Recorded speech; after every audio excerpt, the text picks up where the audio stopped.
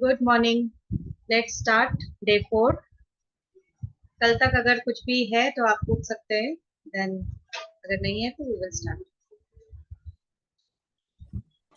Good morning ma'am. आपने मेरे को बोला था प्राइवेट चैट पे मेरा वो डालेंगे, आप जो आपको अलार्मिंग लगा था। हाँ, अंजलि। हाँ, मैं आपसे बात कर लूंगी टाइम ओके, लेके। ठीक है। Okay, thank you. वेलकम। तो एलिमेंट्स में हमने काफी सारे एलिमेंट्स को जस्ट एक ओवरव्यू देखा कि क्या क्या एलिमेंट्स होते हैं जो पेज कॉन्सेप्ट के बाद मार्जिन के साथ साथ में और क्या क्या चीजों से क्या क्या पता कर सकते हैं। Now let's start slant. कल तक हमने बेस लाइन्स देखा था, सुसाइडल टेंडेंसीज, वो सब शेयर करती हूँ।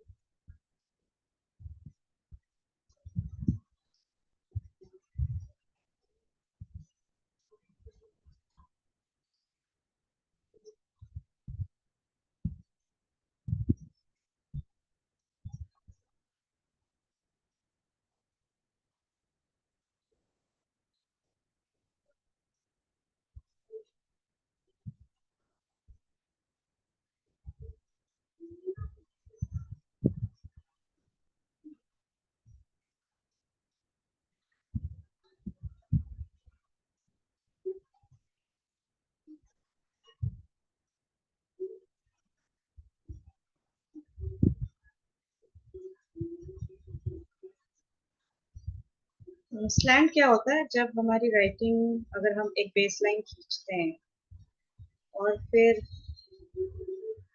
राइटिंग किस तरफ बेंड है, इफ इट इज स्ट्रेट या फिर लेफ्ट की तरफ झुकी हुई है कि राइट की तरफ झुकी हुई है, उसे हम स्लैंट कहते हैं।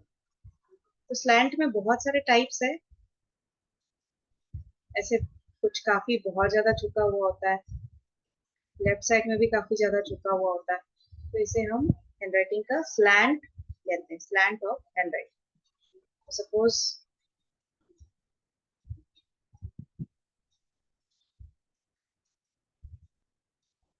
अभी आई ऐसा लिखा हुआ है, अगर मैं यहाँ से परपेंडिकुलर लाइन ड्रॉ करती हूँ तो ये इसका स्लैंट हो गया बैक साइड।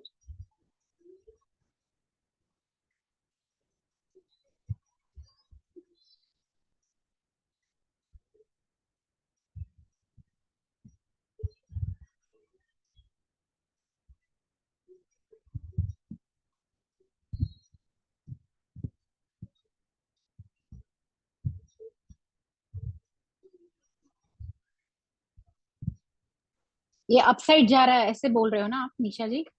अपसाइड वो मेरी आदत नहीं है ना लेफ्ट स्लैंट की, तो मैं लिख रही हूँ तो वैसे जा रहा है। Otherwise okay okay. Upside upside हो तो भी आपको क्या करना है, पहले तो आपको लाइन ड्रॉ करना है।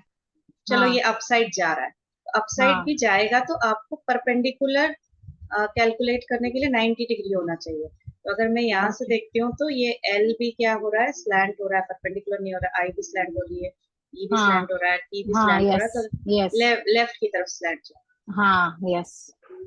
ये थोड़ा कम जा रहा है क्योंकि ये हाँ एलिवेटेड, हाँ, ईएडी कम जा रहा है, बाकी ये सब जा थोड़ा रहा है। कम जा रहा है, बाकी सब लेफ्ट की तरफ जा रहा है। हम्म। ठीक है, तो ये हो गया बैकवर्ड स्लैंट। बैकवर्ड स्लैंट, इसमें बहुत कैटेगरीज है कि बैकवर्ड में भी कितना बैकवर्ड डिग्री वाइज, फॉरवर्ड में भी कितना forward degree wise. And second type of hand writing is straight.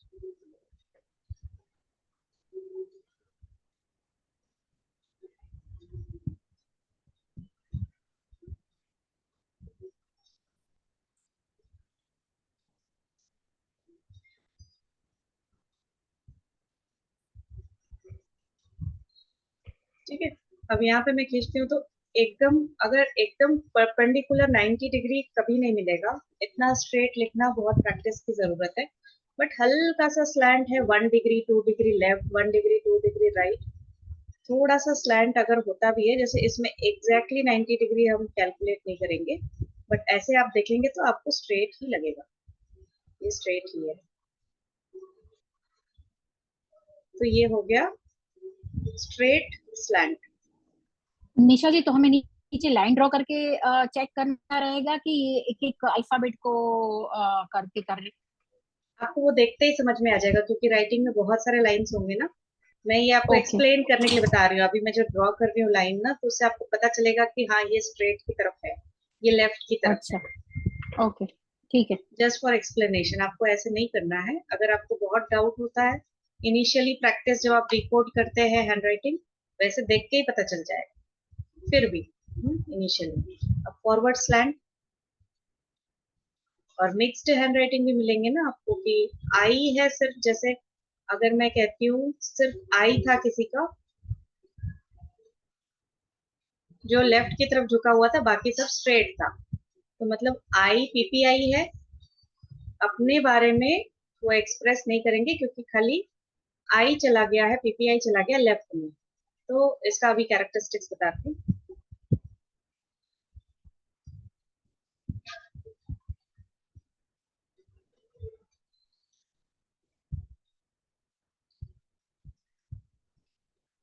अभी ये बहुत ज्यादा तो राइट स्लैंट नहीं है, बट आप ऐसे देखेंगे तो ये राइट की तरफ झुक रहा है।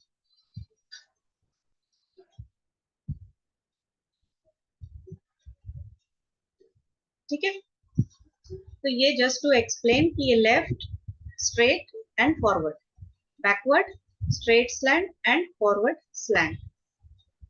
ठीक है, अब इसके बारे में आपको समझाने के लिए शेयर की थी।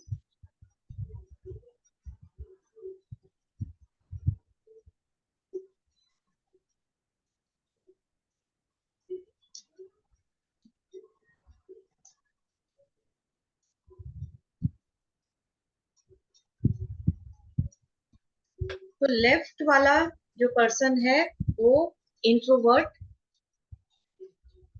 आपको इंट्रोवर्ट मिलेंगे, जल्दी से एक्सप्रेस नहीं करेंगे,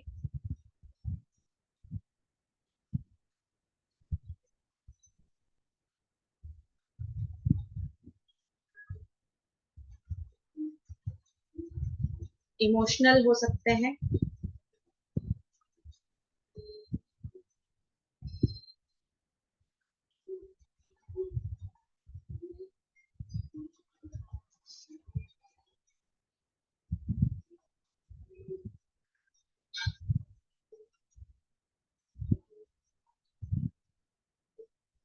लेकिन अपने इमोशनल फीलिंग्स को सप्रेस करेंगे।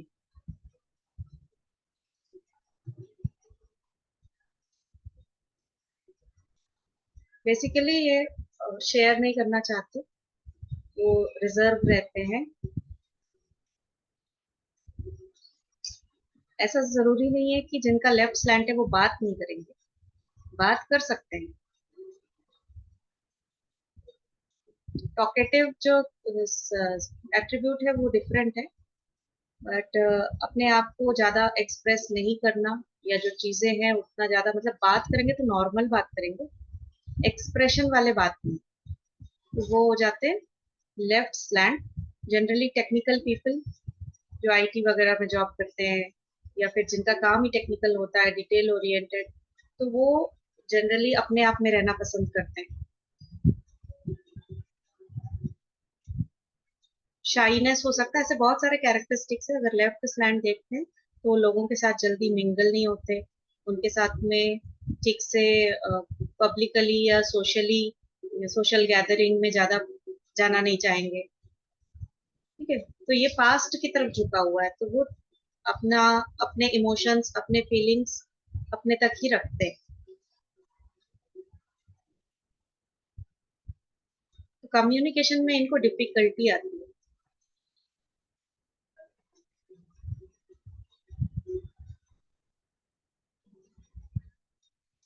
और जल्दी से ट्रस्ट भी नहीं करते।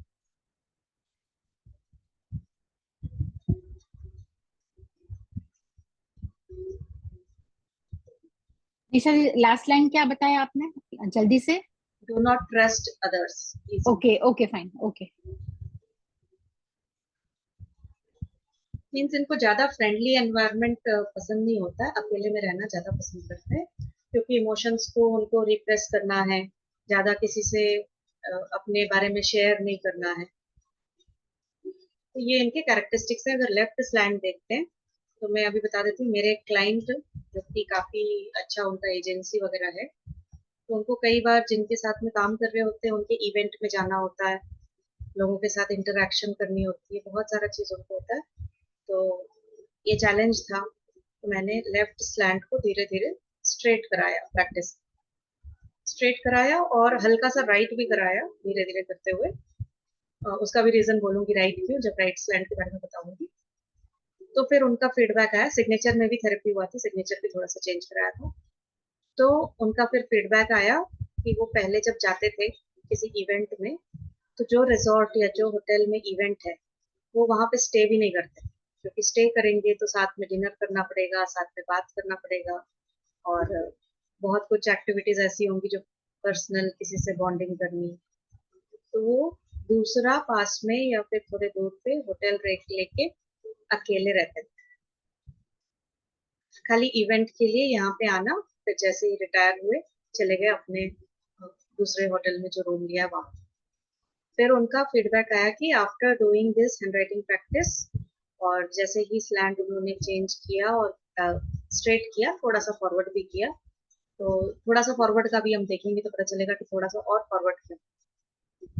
तो उन्होंने फीडबैक दिया कि सेम रिजॉर्ट में वो रुके, सबके साथ में खाना खाया, और ही वॉज वेरी कंफर्टेबल, है ना। रूम भी शेयर किया, मतलब एक रूम में अगर काफी सारे लोग बैठे हैं बात कर रहे, तो उन्होंने ये दिया कि हाँ ये चेंजेस मैंने ऑब्जर्व किया कि मैं I was comfortable staying with everybody, eating with everybody. तो पहले बहुत शाई, अपने आप को रिजर्व करके रखना, ऐसे थे। अभी जब मैं बताऊंगी कि फॉरवर्ड क्यों, तो फिर आपको पता चलेगा कि थोड़ा सा फॉरवर्ड क्यों। तो जो स्ट्रेट होता है, अब स्ट्रेट के बारे में देख लेते हैं। जो स्ट्रेट स्लैंट है वो पर्सन बैलेंस्ड होगा, बैलेंस्ड। अब इसको बॉडी लैंग्वेज से समझते हैं, कुछ नहीं है, हमारा जो फिजियोलॉजी है, हमारा जो बिहेवियर है, पैटर्न है, जो आप किसी को देखते हैं उससे ही पता चल जाएगा ये फॉरवर्ड है या स्ट्रेट है या बैकवर्ड है। जनरली जो मतलब अगर हम बैलेंस होके बैठेंगे, स्ट्रेट बैठेंगे, तो चांसेस है कि हम ना पीछे गिर रहे ना आगे गिर रहे। स्ट्रेट है, बैलेंस्ड, तो ये पर्सन सोच समझ के काम करता है। जो पीछे की तरफ रहता है वो, उसका मतलब क्या, अगर कोई पीछे की तरफ ऐसे करके बैठा हुआ है तो आप जनरली उसके साथ में उतना फील नहीं करेंगे कि ये जो हमारे साथ एक्सप्रेसिव है या कुछ है। मतलब आराम से पीछे होके बैठना, मतलब कहीं ना कहीं बॉडी लैंग्वेज में ऐसा है कि I am not ready to mingle या I am not ready to express. Straight बैठने वाला बैलेंस है, जो ये ना ऐसे ऐसे जनरली बैठने का नहीं, जब आप किसी से इंटरेक्ट करते रहेंगे या कहीं इवेंट में रहेंगे तो धीरे धीरे करके अपने वो फॉर्म में आ जाते हैं कि जो उनका एक्चुअल पर्सनालिटी होता है। जब भी कोई बात करेगा तो देखिए कोई ऐसे ना झुक झुक के बात करेगा, तो he is ready to bend, है ना, he is ready to express. और जो स्ट्रेट रहेगा वो लिमिटेड बात करेगा, जहां जरूरी है वहां बात करेगा, और सिचुएशन बेस्ड। तो स्ट्रेट वाले बैलेंस्ड होंगे। अगर उनको कोई भी चीज खरीदना है तो पहले वो तुरंत इमीडिएटली नहीं खरीदेंगे, थोड़ा टाइम लेंगे, जो रिक्वायरमेंट है उसके हिसाब से रिव्यूज देखेंगे, फिर प्लानिंग करेंगे, फिर अल्टीमेटली जो जरूरत का सामान है या जो भी थिंग्स उनको रिक्वायर्ड थी वो फिर परचेज करेंगे,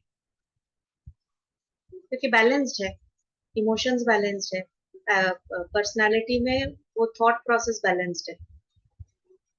किसी से बात भी करेंगे तो कितना बात करना है, सोच समझ के जो बात करने वाले, तो ओवरऑल बैलेंस्ड पर्सनालिटी हो जाते हैं ए स्ट्रेट स्लैंट वाले, जिनका हैंडराइटिंग स्ट्रेट आएगा।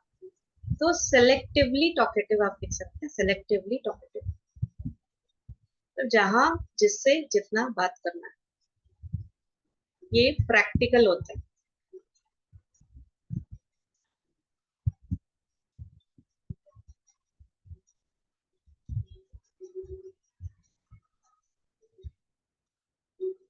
इंडिपेंडेंट भी देखा जाएंगे, अगर स्ट्रेट स्लैंट है तो इंडिपेंडेंट,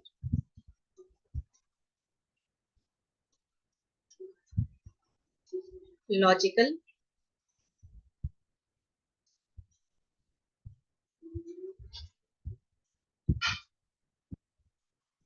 एंड सेल्फ कंट्रोल्ड।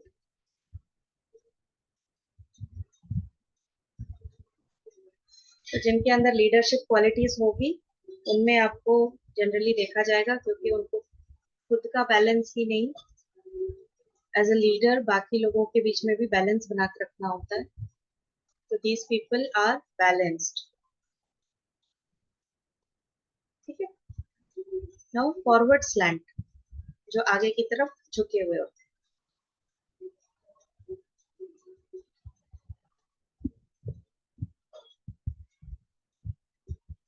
तो जैसे हमने पेज कॉन्सेप्ट में देखा था, left is about past and right is about future. तो सिमिलरली हैंडराइटिंग के स्लैंट में भी जो लेफ्ट होगा वो पास्ट ओरिएंटेड होते हैं, स्ट्रेट होते हैं जो प्रैक्टिकल प्रेजेंट ओरिएंटेड होते हैं, और जो फॉरवर्ड की तरफ होते हैं, राइट की तरफ होते हैं, दे आर फ्यूचर ओरिएंटेड।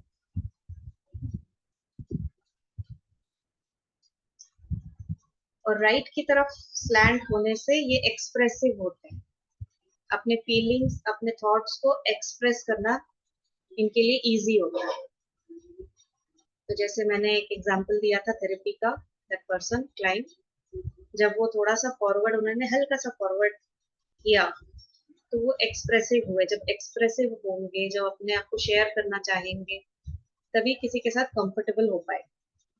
वैसे स्ट्रेट स्लैंट भी चलता, बट ऐसे इवेंट में हम जनरली जो इंट्रोवर्ट होते हैं, जो ज्यादा किसी से मिंगल नहीं होते, वो भी इस तरीके के इवेंट में या कोई गेट टुगेदर में थोड़ा सा पब्लिकली मिंगल होना पसंद करते हैं या बात करना पसंद करते हैं। ऐसे देखेंगे तो बैलेंस्ड है, बट अगर मिल रहे हैं किसी से तो उनका कम्युनिकेशन, अपने आप को एक्सप्रेस करना, दो बात बोलेंगे तभी सामने से भी दो बात सुनेंगे, तो कुछ फ्रेंडशिप आगे बढ़ेगी या फिर कुछ अच्छा एक रैपो बिल्डिंग हो पाता है।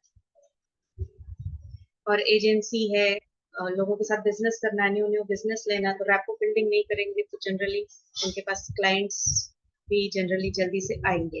तो वो जरूरी है सेल्स वालों के लिए, मार्केटिंग वालों के लिए, कि थोड़ा सा राइट स्लैंट होगा, तभी वो एक्सप्रेस कर पाएंगे, बात कर पाएंगे।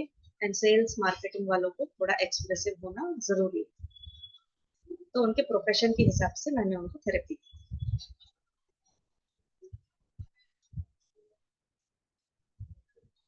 और ऐसे लोगों को थोड़ी कंपनी की जरूरत होती है, अकेले वो नहीं रह सकते। जैसे लेफ्ट स्लैंट वाले अकेले रहते पसंद करते हैं कि अकेले पीसफुल रहूं, पीसफुल रह के मैं जो अपने ही थॉट्स में, अपने ही एक्सप्रेशन में, अपने ही काम में, टेक्निकली या फिर जैसा भी है, मैं अलोन पीसफुली रहना चाहता हूँ।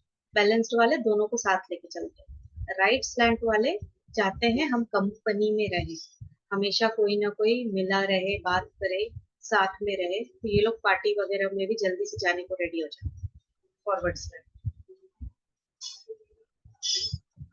सोशली या कम्युनिटी में ये पार्टिसिपेट करते हैं, सोशल एक्टिविटीज, कम्युनिटी एक्टिविटीज, ये इन्वॉल्व होना पसंद करते हैं।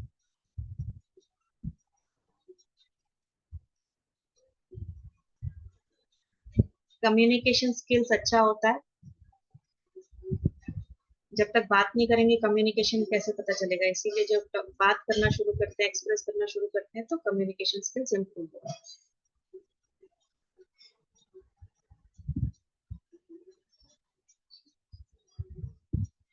ठीक है। थोड़ा सा लेफ्ट, थोड़ा सा फॉरवर्ड स्लैंट है, तो ये सारे क्वालिटीज जो मैंने बोला जो कि पॉजिटिव ही है। But now coming back to our awareness program, children को लेके, किड्स को लेके, एज अ मैच्योर्ड पर्सन अगर आज मैं ज्यादा स्लैंट कर भी देती हूँ तो मैं क्या करूंगी, इम्पल्सिव हो जाऊंगी। इम्पल्सिव होके फिर भी as per my age and experience थोड़ा सा तो मेच्योरिटी होगा। इम्पल्सिव हो जाऊंगी तो मैं क्या करूंगी, ज्यादा से ज्यादा इम्पल्सिव बाई करना स्टार्ट कर दूंगी। हो सकता है कि मुझे बहुत सारे ऐसे थिंग्स पसंद आने लग जाए कि मैं बिना सोचे समझे इन्वेस्ट करना चालू कर दे रही हूँ। मैं कपड़े भी खरीद रही हूँ, ये भी खरीद रही हूँ, तो मेरे खर्चे बढ़ जाएंगे बेसिकली। बट मेरा माइंड तो मेच्योर्ड है।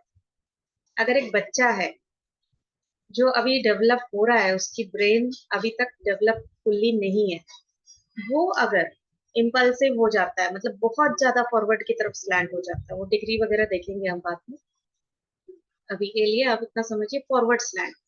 फॉरवर्ड स्लैंट मतलब थोड़ा सा आप झुकेंगे तो ठीक है, आप अगर बहुत ज्यादा झुकेंगे तो गिरने की संभावना है, बहुत ज्यादा झुकेंगे तो इम्पेशेंट होके धोखा खाने की संभावना है, प्लस बहुत ज्यादा फ्यूचर की तरफ ओरिएंटेड होना भी थोड़ा सा नेगेटिव ट्रेट कहलाता है। इतना ज्यादा फ्यूचर में आप जा रहे हैं कि आप प्रेजेंट मोमेंट में ही नहीं हैं। इम्पल्सिव होने से क्या होता है, अगर एग्रेशन है तो हाथ भी उठ सकता है, तो बहुत ज्यादा फॉरवर्ड स्लैंट वालों का हाथ भी उठ सकता है। कोई भी चीज बिना सोचे समझे परचेज कर सकते हैं, ऑलरेडी चीजें हैं, क्योंकि स्ट्रेट स्लैंट तो नहीं है कि सोचे और समझे कि ये चीज तो मुझे है मेरे घर में या मेरे पास में, इसकी रिक्वायरमेंट नहीं है। ये सोचने समझने की शक्ति नहीं होती, उनको इम्पल्सिवली एक्ट करना होता है। जैसे इम्पल्स जनरेट हुआ, ये पसंद आया ले लो, ये पसंद आया ले लो। तो अभी बहुत ज्यादा फॉरवर्ड स्लैंट आप कहाँ देखेंगे, आजकल कर्सिव हैंडराइटिंग में बहुत ज्यादा आप फॉरवर्ड स्लैंट देखेंगे। अब आप समझिए, अगर एक ग्रोइंग बच्चा जिसका अभी सबकॉन्शियस माइंड डेवलप हो ही रहा है और वो बहुत ज्यादा फॉरवर्ड स्लैंट लिख रहा है, तो उसके माइंडसेट में क्या एक्टिविटीज चलेंगी। आप पार्टिसिपेट कीजिए, अब तीनों स्लैंट आपको पता चल गया। फॉरवर्ड स्लैंट थोड़ा सा फॉरवर्ड अच्छा है, बहुत ज्यादा फॉरवर्ड, थोड़ा सा फॉरवर्ड है तो वो अच्छा है, एक्सप्रेस करेंगे। बहुत ज्यादा बात करेंगे तो कम्युनिकेशन स्किल्स इंप्रूव होगा, अपने फीलिंग्स को अंदर नहीं दबा पाएंगे। तो आज की डेट में अच्छा है बच्चे बात करें, एक्सप्रेस करें, जो भी उनके मन में है वो बोलें। और इम्पल्सिव बाइंग का तो इसमें कुछ नहीं है, क्योंकि थोड़ा सा उनको होता है, बट अगेन उनका खर्चा तो पेरेंट्स चला रहे होते हैं, तो उनको पता है कि कैसे क्या कब देना है। बट बहुत ज्यादा राइट स्लैंट हो जाएगा तो एग्रेशन बढ़ जाएगा। हाँ, इम्पल्सिव होते हुए वो एग्रेसिव हो जाएंगे। हो सकता है कि हाथ उठा दें जब उनको जो चीज, और वो भी टेंडेंसी बढ़ जाएगी कि हर चीज चाहिए, ये भी चाहिए वो भी चाहिए। कंपैरिजन भी हो जाएगा कि सोसाइटी में अगर जिद किस जिद, हाँ। जिद्दी हो जाए। और उनको तो लगेगा, उनका तो कंट्रोल में नहीं है उनका माइंड, वो तो ऑटोमेटिकली प्रोग्राम हो रहे हैं, तो उनको लगेगा कि क्यों नहीं। और अगर पेरेंट्स स्ट्रेट स्लैंट है तो वो क्या करने वाले हैं, प्लानिंग करके परचेज करने वाले हैं, प्लानिंग करके बात करने वाले, प्लानिंग करके करने वाले, बैलेंस रख के चलने वाले।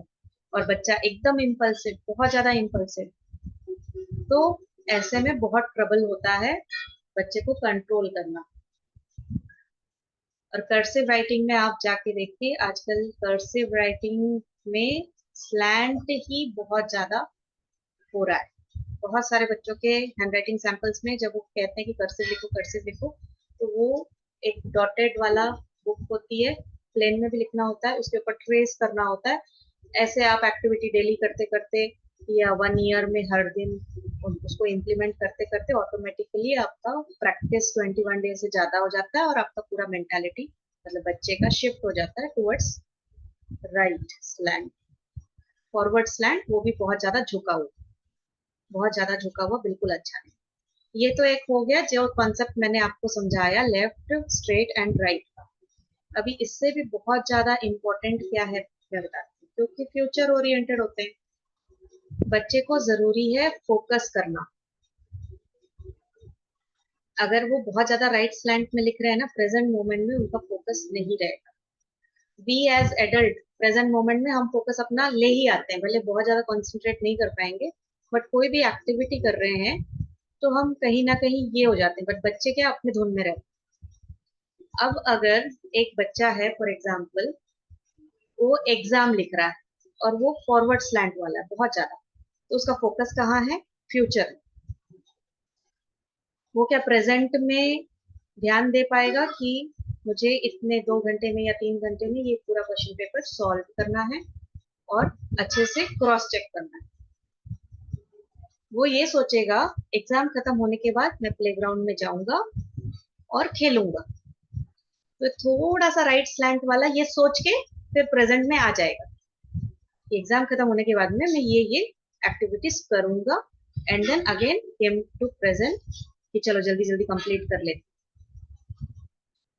बहुत ज्यादा राइट स्लैंट वाला विजुअलाइजेशन में पहुंच जाएगा। मैं पहुंच चुका हूँ फ्यूचर में, मैं खेल रहा हूँ, और उसको ये रहेगा कि किसी तरह जल्दी से इम्पल्सिव होके किसी तरह जल्दी से एग्जाम का पेपर खत्म करूं, भले पूरा करूं या ब्लैंक छोड़ूं या कुछ भी करूं। ये एक्चुअल में मेरे बेटे के साथ हुआ है। उसका जब बहुत ज्यादा फॉरवर्ड स्लैंट हुआ, वो एग्जाम्स में काफी सारी चीजें छोड़ के भी आने लग गया। फिर मैंने उसका माइंडसेट स्टडी किया और फिर मैं उससे क्वेश्चन करी, जब एग्जाम लिख रहे थे तो ऐसा फील हो रहा था, ऐसा तुम सोच रहे थे, ऐसा करने की इच्छा हो रही थी? तो बोला हाँ, मैं तो 1-1.5 घंटे में ही पेपर कंप्लीट करके बैठ गया था। मैं तो सोचा मैडम ले लेगी पेपर, मैडम पेपर ली नहीं, तो बैठा रहना पड़ गया। तो मैं बोली क्रॉस चेक क्यों नहीं किया? क्यों? क्योंकि सपने देख रहे हैं फ्यूचर के कि कब यहाँ से निकलूं, कब जाऊं, कब खेलूं, फ्यूचर की एक्टिविटी। फोकस पूरा डाइवर्टेड टुवर्ड्स फ्यूचर, प्रेजेंट में है ही नहीं। जहाँ पे फोकस रिक्वायर्ड है वहां पे फोकस है नहीं। तो ये एक चैलेंज आता है। बहुत ज्यादा राइट की तरफ स्लैंट आप अगर देख रहे हैं तो उनको एकदम बैलेंस भी ना बनाए, बट थोड़ा सा उनको लेफ्ट की तरफ, sorry not left, towards centre लाने की जरूरत है। और मूड स्विंग्स बहुत हो जाते हैं, बहुत ज्यादा फॉरवर्ड है ना, उनको समझ में नहीं आता है मुझे कोई समझ क्यों नहीं रहा। मूड स्विंग्स, रो देना फिर तुरंत हंस भी देना, ये भी आ जाता है बहुत ज्यादा फॉरवर्ड स्लैंट के उस, उनको समझ में नहीं आता वो क्यों कर रहे हैं। ठीक है, एनी डाउट ये तीनों स्लैंट में? मैम आजकल schools ask you to write in cursive. The yes. kids are made to write in cursive. तो फिर वो ये सब तो issues होंगे ही, तो कैसे उसको कंट्रोल करें फिर? तो मैं कल बताऊंगी पैटर्न्स, आप उसको कंट्रोल नहीं कर सकते, इसीलिए जी। आप घर में उनको पैटर्न्स प्रैक्टिस कराएंगे, जो कि क्या होगा, उनको बैलेंस में रखेगा। ओके। इसीलिए पैटर्न्स पेरेंट्स को होंगे, ग्राफोलॉजी सीखना है। पेरेंट्स को सीख के अवेयरनेस जनरेट करना है, बट एक्चुअली तो टीचर्स सीखेंगे तो टीचर्स ज्यादा को अच्छा सीखना होगा। है। टीचर सीखेंगे तो ज्यादा अच्छा होगा, पेरेंट्स सीखेंगे तो एटलीस्ट एक अच्छे टीचर, अच्छे ग्राफोलॉजिस्ट के पास भेज सकते हैं, क्योंकि हर बच्चा अपने पेरेंट्स का नहीं सुनता। मेरा बेटा इतना फाइट करता था कि सब लिखते हैं कर्सिव, मैं क्यों नहीं लिख रहा हूँ, सब लिखते हैं मैं क्यों नहीं लिख रहा हूँ। अब फिर उसकी जीत हुई, देना ही पड़ा, और क्लास से भी मिलने लगा कि नहीं करना ही है। तो फिर मैं कुछ कंट्रोल नहीं कर पाई थी, लेकिन इस बार मैंने सोचा कि अब उसको कुछ ना कुछ तो करना है, क्योंकि इम्पल्सिवनेस बहुत ज्यादा बढ़ रहा है, और भी बहुत सारी चीजें, हाइडिंग टेंडेंसी, वो सारे बढ़ रहे हैं।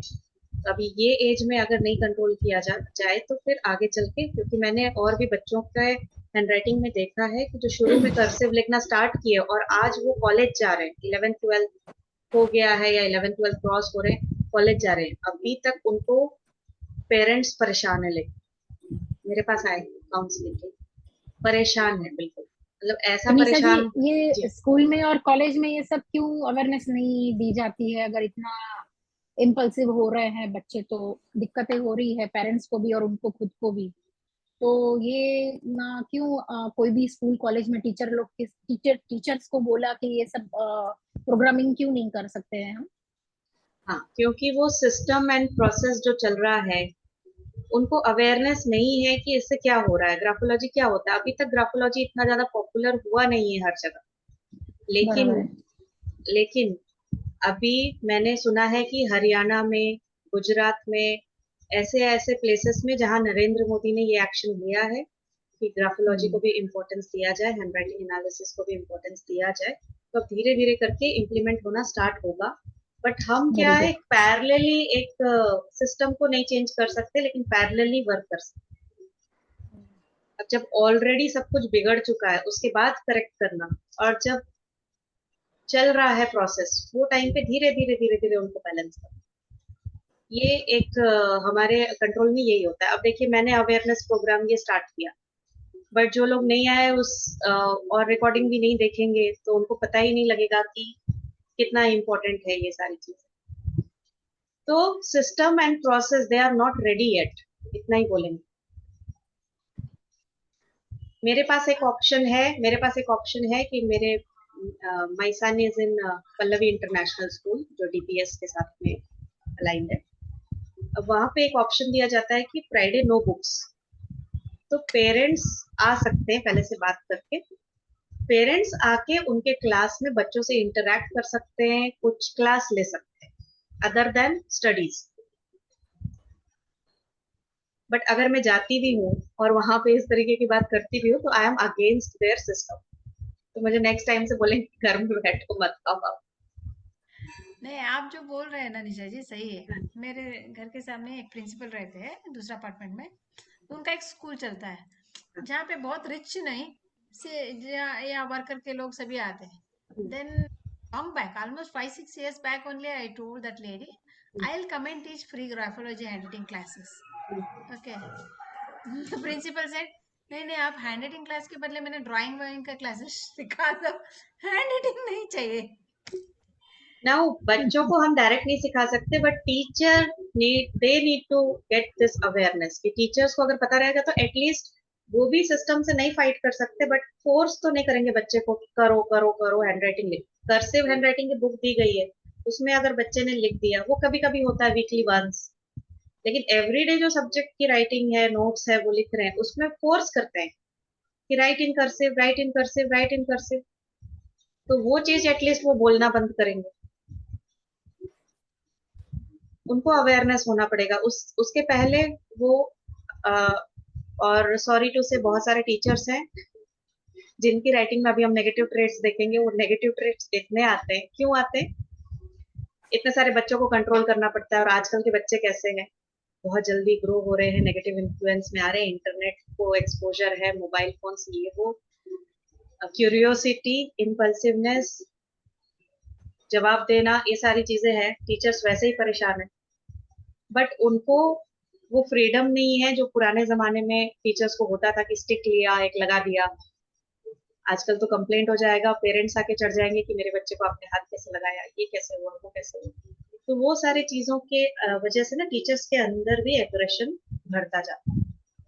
वो या तो घर जाके अपने बच्चों को पीट देंगे, या तो फिर अपने अंदर ही नेगेटिविटी स्टोर करते करते।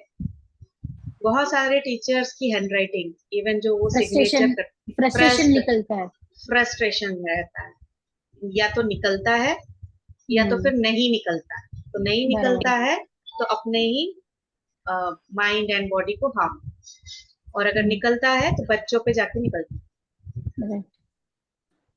और मैं जिस स्कूल से पढ़ी हूँ वहां पे तो टीचर्स तो बहुत पनिशमेंट देते थे, ऐसे नकल्स पे स्टिक से मारना, और वो स्टिक से तो हाथ में तो बहुत वो तो कॉमन ही था। हमारे टीचर तो कभी कभी डस्टर से भी खुला वो करते थे और चौक भी लिखते लिखते जैसे कुछ पीछे उन्होंने मुड़ा और कुछ जो भी गड़बड़ दिख रहा है तो सीधा फेंका। हाँ, वो हमारा जमाना है ना। हाँ, यस नेक्स्ट वाले जनरेशन है ना इसे। तो यहाँ पे टीचर्स मतलब तब क्या पेरेंट्स ना छोड़ देते थे स्कूल का, हाँ ठीक है, कंप्लेन करने नहीं आते थे कि मेरे बच्चे को क्यों लगाया, ऐसा किया। और अब क्या है, अगर बच्चा ना जाके झूठ भी बोल देगा कि मैडम ने मारा, मैडम ने ये किया, मैडम ने वो किया, और कोई प्रूफ तो है नहीं, और सब अपने अपने में है। प्रिंसिपल के पास अगर कंप्लेंट जाती है या वाइस प्रिंसिपल के पास जाती है तो वो टीचर को ही पकड़ेगी। तो ये सब झंझट से बचने के लिए, हाँ, मुर्गा बना देते, राइट। ये सब झंझट से बचने के लिए वो क्या करते हैं, और पहले के टीचर्स को ये रिस्पॉन्सिबिलिटी होती थी कि मेरे से बच्चे पढ़ रहे हैं तो उनका रिजल्ट इम्पोर्टेंट है, उनको हमें राइट डायरेक्शन में लाना है, तो चाहे लगा दो। तो उनको इजी लगता था कि ठीक है, ज्यादा कुछ बदमाशी है तो कंट्रोल ऐसी होगी, डिसिप्लिन सिखाया जाता था। हाँ, हाँ, मेरी बेटी ना बहुत गंदा उसका हैंड राइटिंग था पहले। हाँ, तो वापसी करने के बाद मैंने उसको वेस्ट साउथ वेस्ट में उसका बुक्स रखा और वहीं पे उसको मैंने पढ़ने के लिए बोला है। तो अच्छा, अचानक क्या हुआ, उसकी हैंड राइटिंग बहुत अच्छी हो गई है, बिना कुछ मतलब हार्ड वर्क किए हाँ, हाँ, ऑटोमेटिक उसकी हैंड। और एक का मैंने वास्तु किया था एक लेडी का, उनके बेटे को भी मैंने सेम पोजीशन पे बैठने के लिए बोला था। तो उसका भी रिव्यू आया कि अचानक भाभी से हैंड राइटिंग बहुत सुंदर हो गया है। तो इसके पीछे क्या है लॉजिक है? इसके पीछे एनवायरनमेंट है। अब सारे साइंस कनेक्टेड है। जैसे अब ये वास्तु में वो वेस्ट साउथ वेस्ट का डायरेक्शन बताया गया है कि वहां पे आप पढ़ेंगे तो एजुकेशन के लिए अच्छा है। तो जैसे हमने वही देखा ना, अगर एनवायरनमेंट अच्छा है तो बच्चे ऑटोमेटिकली उनका माइंडसेट अच्छा होगा तो वो राइटिंग में दिख के आएगा। तो बच्चे को एनवायरनमेंट अच्छा मिला वेस्ट साउथ वेस्ट वाले डायरेक्शन में बैठ के पढ़ने का, उसके बुक्स रखने का, तो ये एक तरह का रेमेडी हो गया। लेकिन हर कोई ये नहीं कर पाएगा, या हर किसी को अवेयरनेस आप ये भी दे सकते हैं कि अगर आप उसकी हैंडराइटिंग को ऐसे नहीं चेंज कर सकते तो उसका माइंडसेट को डायरेक्टली चेंज कर दीजिए, हैंडराइटिंग अपने आप चेंज हो जाए। मतलब दिस वे और that way, handwriting reverse programming से नहीं करना है तो ऐसे वास्तु के ट्रिक्स आप अपना के कर सकते हैं, क्योंकि माइंडसेट उसका अच्छा हुआ तो ऑटोमेटिकली जो ग्राफ आया वो सुंदर आ गया। मतलब फ्री फ्रॉम नेगेटिव ट्रेट्स, सुंदर का मतलब फ्री फ्रॉम नेगेटिव ट्रेट्स, क्योंकि नेगेटिव ट्रेट्स रहेंगे तो ऐसे ही आपको राइटिंग देखने में अच्छी नहीं लगेगी, जो कुछ कुछ नेगेटिव ट्रेट्स रहते हैं। तो ये एक बहुत अच्छा रेमेडी भी है वास्तु में, तो कर सकते हैं, आप बता सकते हैं, एक्सप्लेन कर सकते हैं किसी को कि वेस्ट साउथ वेस्ट कौन सा डायरेक्शन होता है, और एग्जैक्टली वहां पे बच्चों के बुक्स रख दें या बच्चों को वहां बैठ के पढ़ने दें तो उनका मन भी लगेगा, माइंड अच्छा होगा। जब माइंड अच्छा होगा, क्योंकि ये तो माइंड एंड ब्रेन की राइटिंग है, माइंड अच्छे से प्रोग्राम होगा तो ब्रेन से जो हैंड राइटिंग ग्राफ निकल के आएगा वो सुंदर आएगा। ठीक है, तो ये है इसका एक्सप्लेनेशन कि वाइस वर्सा, अगर आप अच्छे एनवायरनमेंट देंगे तो राइटिंग अच्छे ऑटोमेटिकली अच्छी आएगी, पॉजिटिव ट्रेट्स आएंगे। अगर एनवायरनमेंट नेगेटिव है तो आजकल हम जनरली बात कर रहे हैं नेगेटिव एनवायरनमेंट का, कि बच्चा पूरे दिन वेस्ट साउथ वेस्ट में तो बैठ के नहीं पढ़ सकता। अभी इस गर्मी की छुट्टियां थी, ज्यादा ज्यादा टाइम लगातार पढ़े तो ठीक है, एवरीडे वहां पे बैठ के पढ़ रहे हैं तो ठीक है, बट बहुत सारे पेरेंट्स को नहीं पता है वास्तु, बहुत सारे पेरेंट्स को इसका एडवांटेज नहीं पता है, प्लस पता भी चलने से वो एग्जैक्ट वो डायरेक्शन निकालना, उनको तो थोड़ा सा बेसिक नॉलेज वास्तु का आना पड़ेगा, शक्ति चक्र बिठाना और सब ब्रह्म स्थान से कैलकुलेट करके वेस्ट साउथ वेस्ट निकालना। और बाकी टाइम जो स्टूडेंट्स घर से बाहर निकल रहे हैं, स्कूल में जा रहे हैं, किसके किसके कांटेक्ट में आ रहे हैं, वो कितनी देर आ रहे हैं, कितना ज्यादा इन्फ्लुएंस हो रहे हैं, वो भी डिपेंड करता है।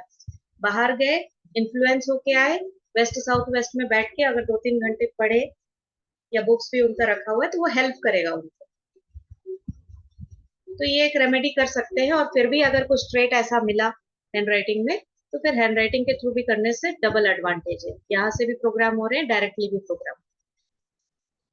ठीक है, तो टीचर्स में ये अवेयरनेस लाने की जरूरत है, इसीलिए अगर कोई टीचर ग्राफोलॉजिस्ट बन के एक्स्ट्रा क्लासेस लेके ये भी नॉमिनल चार्ज में या फ्री में स्टार्ट करे कि स्कूल में तो मेरा अकेले का बोलना या सिस्टम या प्रोसेस चेंज करना इतना अच्छा साउंड नहीं करता है, मैं अकेले फाइट नहीं कर सकती, but parallelly what I can do, what I can add value, वो मैं कर सकती हूँ। या समर वेकेशन में ऐसे क्लासेस हो कि 2 महीने 1.5 महीने बच्चे सिर्फ नेगेटिव ट्रेड्स जो भी आ गए हैं कर्सिव लिखने की वजह से या और भी एनवायरनमेंट के हिसाब से, तो इसलिए मैं क्या करती हूँ, पैटर्न्स देती हूँ बच्चों को, पैटर्न्स, हैंडराइटिंग में डायरेक्ट चेंज नहीं। जब वो पैटर्न प्रैक्टिस करना स्टार्ट करते हैं तो ऑटोमेटिकली उनका माइंड रीप्रोग्राम होते जाता है। जब उनका माइंड पैरेलली रीप्रोग्राम हो रहा है थ्रू पैटर्न्स, तो ऑटोमेटिकली अगर वो कर्सिव में लिख भी रहे हैं और एवरीडे घर में प्रोग्राम हो भी रहा है तो उतना बैड इफेक्ट नहीं आएगा जितना आ सकता, क्योंकि कंटिन्यूअस एक अच्छी प्रोग्रामिंग चल रही है पैटर्न के थ्रू, पैटर्न करने में बच्चों को मजा भी आता है। कल मैं शेयर करूंगी कौन से पैटर्न मैंने दिए, और पैटर्न ऐसे ही नहीं दे दिया, बट आप लोग जो पैटर्न्स को ऐसे ही दे सकते हैं वो सारे मैं बताऊंगी। ये स्पेशलाइज स्पेसिफिक टू जो भी मुझे करेक्शन करना था उसके हिसाब से प्लान करते हुए पैटर्न दिया। और ये एंजॉइंग बोलने की जरूरत नहीं है, पहले पूरा दिन भर बोलना पड़ता था हैंडराइटिंग प्रैक्टिस कर लो कर लो कर लो, अभी सुबह उठ के मेरे से पहले कर लेता है, अपने से कर लेता है। 2 दिन पहले, कल या परसों में जाके पूछी कि अब बदमाशी करने का मन कर रहा है, अब ऐसा लग रहा है कि मैं ये सब एक्टिविटी करूं, तो सोच में पड़ गया।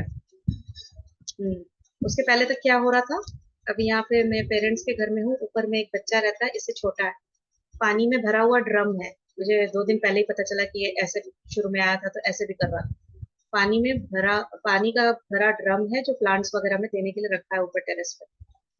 वो कहता है बच्चे को पूरा फुल साइज ड्रम, कि तुम इसमें चले जाओ ड्रम के अंदर, और मैं जब तक नहीं बोलूँ ना तब तक बाहर नहीं आना।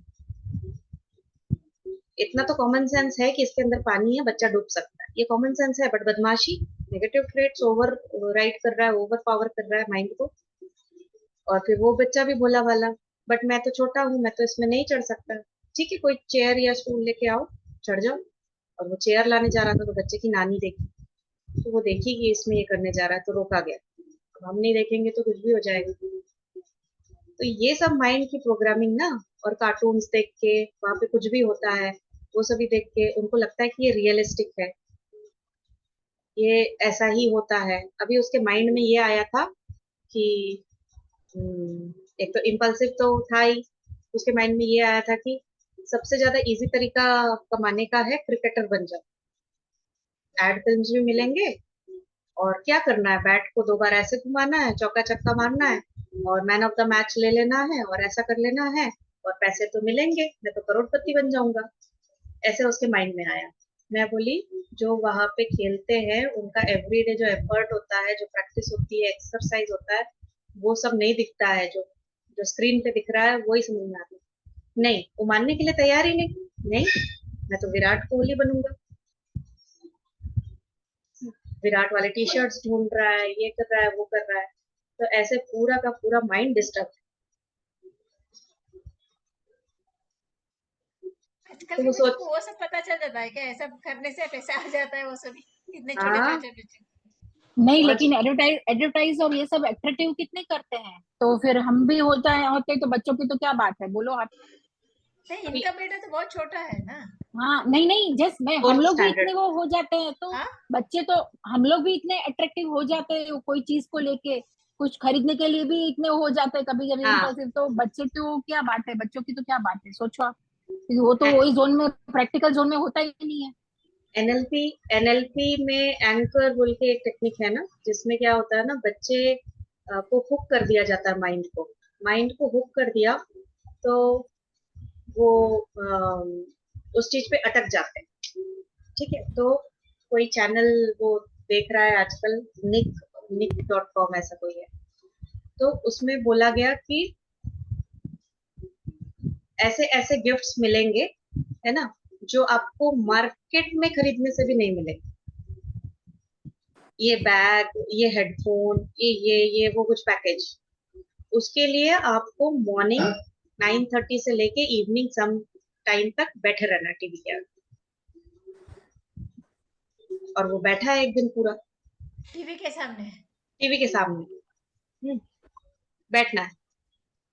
तो जो पूरे पूरे दिन ये चैनल चलाएगा या देखेगा, उसको ये गिफ्ट्स लकी ड्रॉ में मिल सकते हैं, या ऐसा कुछ तो भी था, पता नहीं।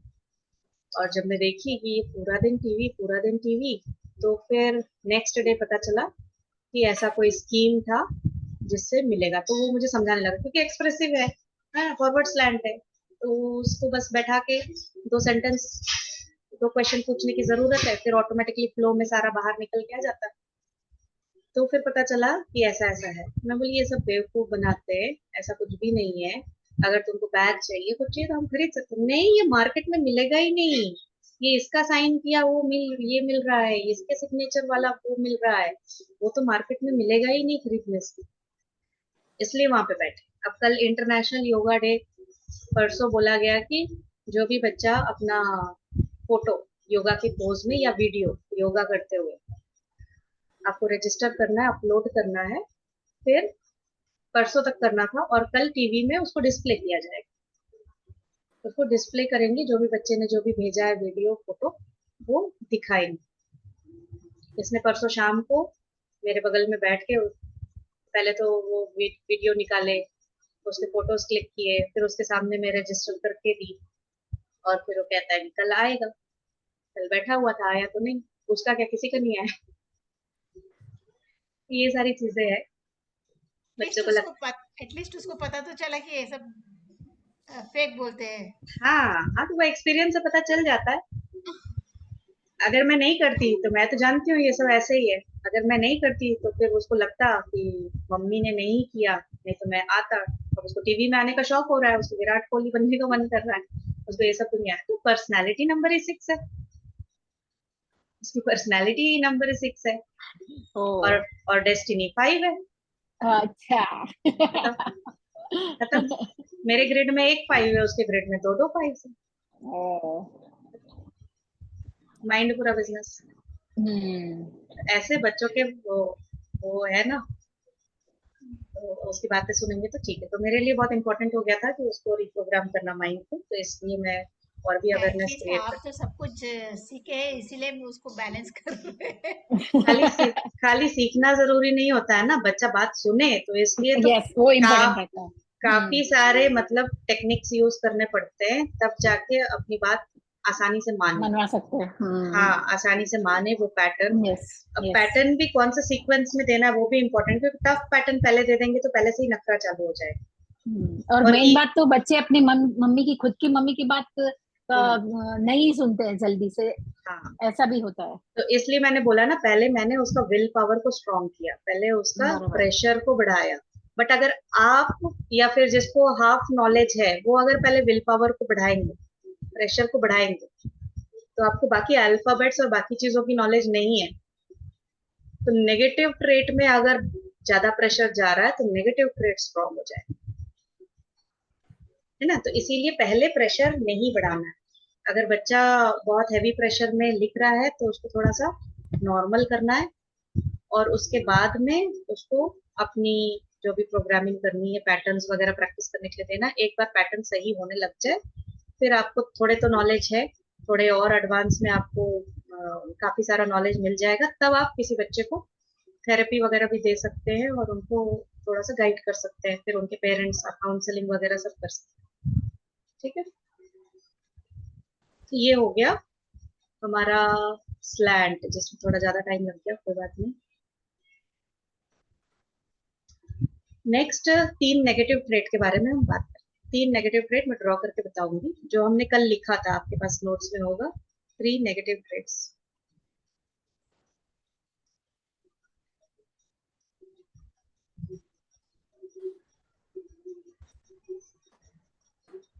क्या क्या है 3 negative traits, elements?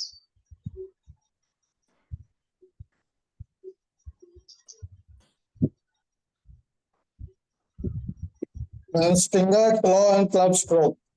Finger, claw, club, stroke. Yes, stinger, claw and club strokes. तो ये आपको सिर्फ बच्चे नहीं, बड़ों के उसमें भी दिखेगा, बट बड़ों का ऐसा है कि ऑलरेडी उनका वो प्रोग्रामिंग सेट हो चुका है। इसको डिलीट कर दूं।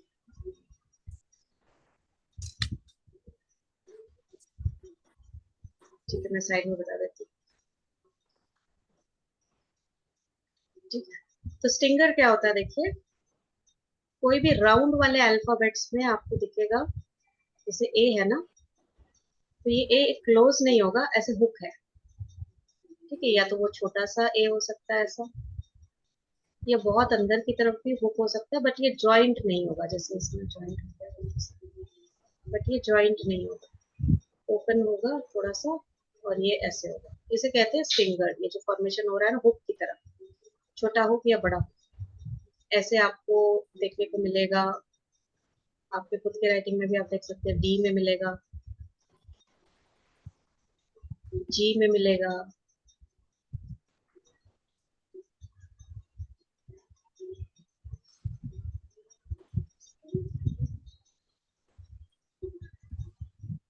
तो ऐसे राउंड वाले जो अल्फाबेट्स ओ में मिलेगा।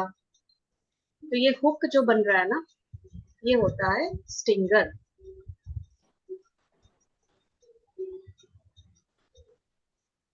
पहले मैं आपको दिखाने के लिए दिखा रही हूँ, तो मैं इसको बंद करके बात करती हूँ। स्टिंगर जो हुक तरह का बन रहा है, वो है।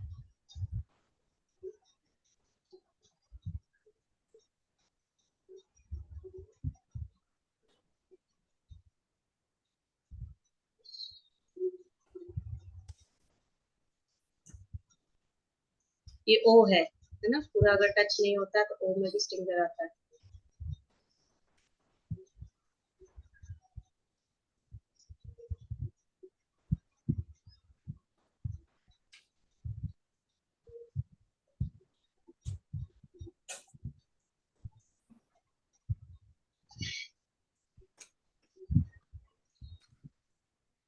आप सब अपनी हैंडराइटिंग में भी देख सकते हैं, इस तरीके का आपको मिलेगा, ए में, नहीं तो बी में, जी में, ठीक है। तो जी में तो सभी का फ्रीक्वेंटली दिखता ही रहता है। हाँ दिखेगा, क्योंकि ये इसका एक्सप्लेनेशन जब मैं बताऊंगी तब आपको बताऊंगी, बहुत ज्यादा डिटेल नहीं। ये क्यों डेवलप होता है, इसके पीछे का पूरा माइंडसेट बहुत ही ज्यादा एडवांस कोर्स वाला है, ठीक है। तो ये नेगेटिव होता है और आप इसको कैसे प्रैक्टिस करके हटा सकते हैं, क्योंकि ये आपकी हैंडराइटिंग में आया, इसके ऊपर आपका कोई कंट्रोल नहीं है, क्योंकि ये लास्ट 3 जनरेशन से कैरी फॉरवर्ड होता है, ठीक है।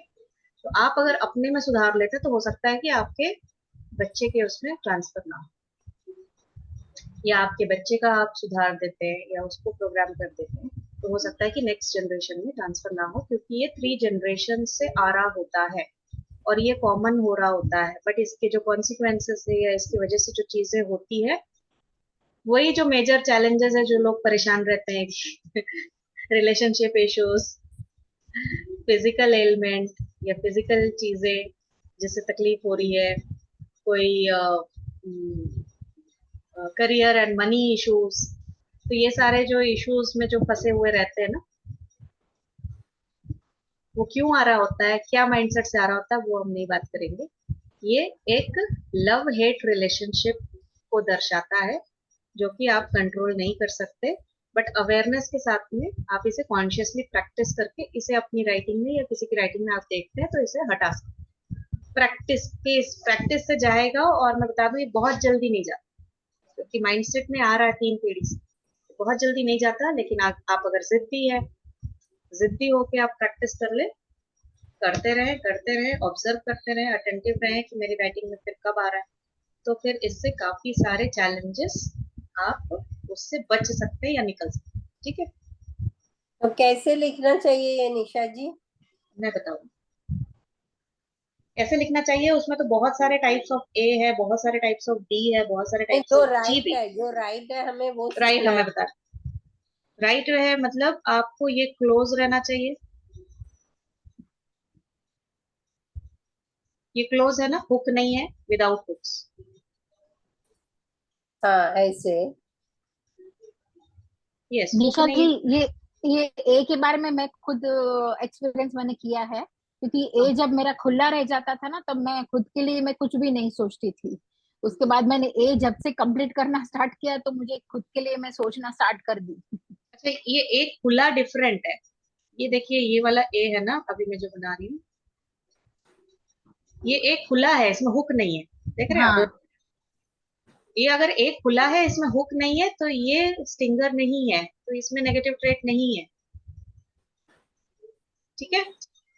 जी अगर खुला है, जी अगर खुला है तो ये नेगेटिव नहीं है, लेकिन ये अगर ये अंदर की तरफ ये छोटा सा भी हुक बने या बड़ा सा भी हुक बने तो फिर ये हो जाता है नेगेटिव, छोटा सा बने या बड़ा सा बने तो ये हो जाता है तो यानी स्टिंगर। तो यानी हम खुला रखे तो ये अच्छा रहेगा, आप ऐसे बोल रहे हो? नहीं, ऐसे ऐसे अभी मैंने नहीं बोला कि खुला, ठीक है मैं बता देती हूँ। खुला अगर ओके, रहता है ना तो person is very talkative, okay. ओ तो आप देख लीजिए आपको पसंद है। मैम ये जो जी का मनी बैग जो कट रहा है, ये लाइन कट जैसे बाहर जा रही है, उसको काट दो, उससे तो कोई प्रॉब्लम नहीं है ना मैम? पहली बात तो ये मनी बैग नहीं होता, ठीक है, ये सारे मिथ है वो चीज हम इसमें फ्री कोर्स में बहुत ज्यादा डिस्कस नहीं कर रहे, क्योंकि ये जोन्स बहुत ही इंपॉर्टेंट होता है और बहुत वास्ट सब्जेक्ट है। जोन्स जब हम पढ़ते हैं तब उसमें अपर जोन, मिडिल जोन और लोअर जोन, उसी में आधा ग्राफोलॉजी आपको मास्टरी हो जाती है। और निशा जी, ये ए का भी सेम मीनिंग जो बिना टच किए हुए, तो वो भी सेम टॉकेटिव रहेगा जी के जैसे? हाँ, मैं ए में ही टॉकेटिव बता दी। अच्छा, आपने मुझे लगा जी में बोला, ठीक है। ऐसे टॉकेटिव के बहुत सारे हैं, बट एक मैं आपको कल बता दूंगी कि क्या क्या नहीं होना चाहिए, ठीक है। ओके। तो अभी ये हो गया स्टिंगर। स्टिंगर समझ में आ गया कैसा फॉर्मेशन होता है, मैं फॉर्मेशन बता रही हूँ, फिर बाकी हम और भी चीजें देखें। स्टिंगर का हो गया, पता चल गया ना, जो जो हुक की तरह है लेफ्ट साइड से अंदर है, ठीक है, राइट साइड वाला हमने नहीं देखा, ये लेफ्ट साइड से अंदर है। ये सारे हो गए स्टिंगर्स। छोटा हुक है तो भी स्टिंगर, बड़ा हुक है तो भी स्टिंगर, बस वो जाके टच नहीं होना चाहिए। अंदर की तरफ हुक है और खुला है, जॉइंट नहीं है, तो वो स्टिंगर है। नाउ दूसरा नेगेटिव ट्रेट जो क्लॉ है, क्लॉ वो मैं बताती हूँ। क्लॉ होता है, उसका डेफिनेशन है, आप जब भी हैंडराइटिंग देखेंगे ये क्लॉ है या नहीं है, तो उसका पैरामीटर ये है कि कोई भी लाइन या कोई भी कर्व नीचे की तरफ आए, है ना, टुवर्ड्स डाउन, और फिर लेफ्ट की तरफ एक एंगल बने, जैसे पंजा हो रहा है ना, किसी बर्ड का ऐसे क्लॉ की तरह हो रहा है ना, ठीक है। जैसे किसी ने लिखा आई,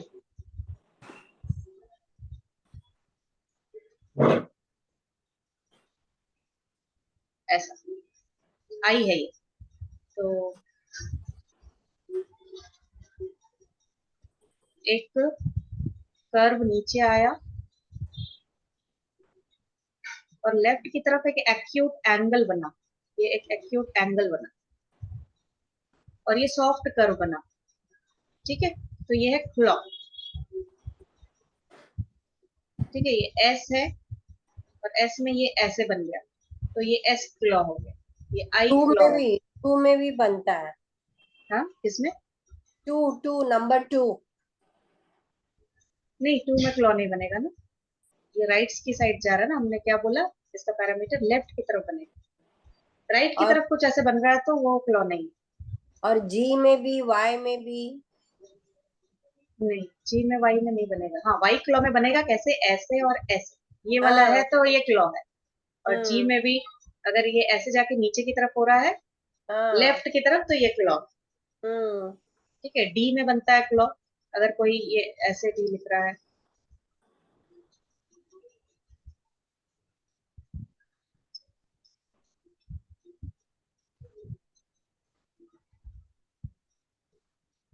ठीक है, ये है क्लॉ। अब ए देखिए, आजकल कर्सिव में क्या फैशन है ना, बन गया क्लॉ, हम्म। ऐसे ही कर्सिव बता रहे हैं ना, ऐसे लिख, या हाँ तो अगर पूरा नहीं भी लिखते हैं, अगर यहाँ पे भी लाके छोड़ देते हैं, तो ये भी एक क्लॉ, ये ज्यादा डेंजरस क्लॉ, ये वाला ज्यादा डेंजरस है।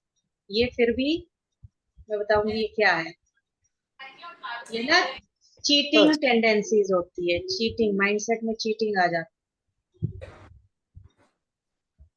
अब ये डिपेंड करता है कि कौन से अल्फाबेट में क्लॉ है, तो उस चीज से रिलेटेड चीटिंग।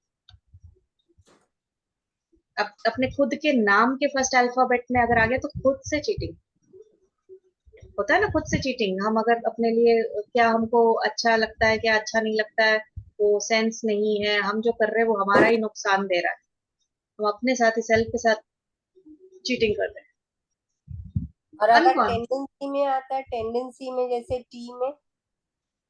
टी में क्लॉ नहीं आएगा, जो भी चीज राइट साइड की तरफ जा रहा है उसमें क्लॉ नहीं आएगा, ये तो राइट की साइड मुड़ रहा है, इसमें तो क्लॉ टी नहीं राइट आएगा। कहाँ जाती है, टी लेफ्ट जाती है, ये टी नहीं है, कैपिटल टी। कैपिटल टी, तो कैपिटल टी में तो आप पहले बार बना रहे हैं और उसके बाद ये जा रहे हैं, इसमें क्लॉ का मीनिंग क्या है, ग्राफ आएगा टुवर्ड्स डाउन, ग्राफ को नीचे की तरफ आना है, और फिर एफ। लेफ्ट में एक कर्व बनना है, ये डेफिनेशन है हाँ, क्लॉ का। एफ में, एफ कैपिटल एफ या small? Capital F capital F में भी क्लॉ नहीं बनेगा। बन रहा है। कैसे कैसे आप बताइए। नीचे से देखिए, ऐसे करके नीचे जो एक लाइन है ना, स्ट्रेट लाइन, उसके हाँ, वहां एक मिनट आज में बता, वो फैंसी ऐसा बोल, राइटिंग करते हैं ना। ये आप ऐसे बोल रहे हैं? ना ना ना, ये बाजू लेफ्ट, ये जो आपने यहाँ लेफ्ट का बनाया है, इसके साथ यहाँ ये आगे ऐसा? हाँ, और 2 लाइनें। हाँ, हाँ। अगर ऐसा लिख रहे हैं तो फिर ये एफ क्लॉ है, हम्म। अगर ऐसा लिख रहे हैं तो है। या तो कोई भी लेफ्ट साइड की तरफ जा रहा है तो वो क्लॉ है, वो चीटिंग माइंडसेट या चीटिंग टेंडेंसीज को दर्शा, हम्म। ठीक है। तो ये एक नेगेटिव ट्रेट है, तो आपको पता चल गया कि क्लॉ देखना है तो कैसे होना चाहिए क्लॉ। हम्म। और मैं बता देती हूँ कि कौन सा क्लॉ नहीं है जो क्लॉ की तरह दिखता है। सपोज ये है डी ना, तो डी अगर राइट की तरफ से ऐसा आ रहा है तो ये क्लॉ नहीं है। अगर लाइन के राइट से आ रहा है तो क्लॉ नहीं, लाइन के लेफ्ट से ही आना है। अगर ये राइट, थोड़ा सा राइट हो रहा है या रिट्रेस ऐसे हो जा रहा है, राइट की तरफ से आ रहा है, तो दिस इज नॉट क्लॉ। ठीक है। Stinger, then claw. अभी थर्ड जो नेगेटिव ट्रेट है वो है क्लब स्ट्रोक। क्लब स्ट्रोक कब फॉर्म होता है? जब आपने टी लिखा,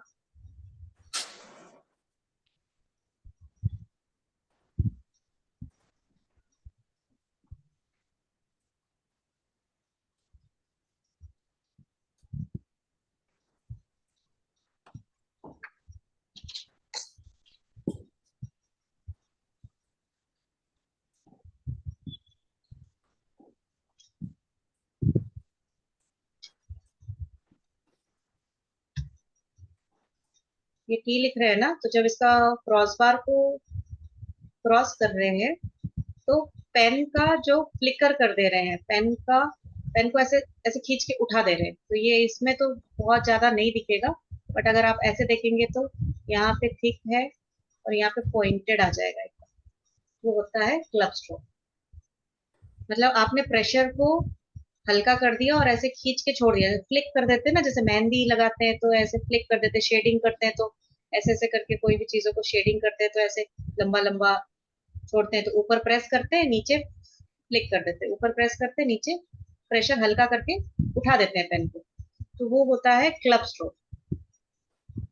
तो ऐसे आपको बहुत जगह क्लब स्ट्रोक दिखेगा, जो यहाँ पे तो प्रेशर हाई है, यहाँ पे तो प्रेशर हाई है, और यहाँ आते आते हमने पेन को ऐसे कर दिया और यहाँ पे एक पॉइंट सा निकल गया। ठीक है। सपोज नीचे की तरफ अगर आ रहा है तो मैं इसको आपको हैंड राइटिंग में मार्क करके ग्रुप में बता दूंगी, तो ज्यादा क्लियर पता चलेगा, क्योंकि ये पेन एंड पैड पे नहीं पता चलेगा। नीचे में एकदम पतला सा आ रहा है, यहाँ पे पतला आ रहा है, बिल्कुल एक धागे की तरह आ जाएगा या पॉइंटेड नीडल की तरह आ जाएगा, तो वो होता है क्लब स्ट्रोक। ऐसे बहुत सारी चीजों में जो जहां पे भी आप प्रेशर को रिलीज कर रहे हैं वहां वहां ये आ जाएगा। समझ में आए ये तीनों नेगेटिव कैरेक्टरिस्टिक्स एलिमेंट्स?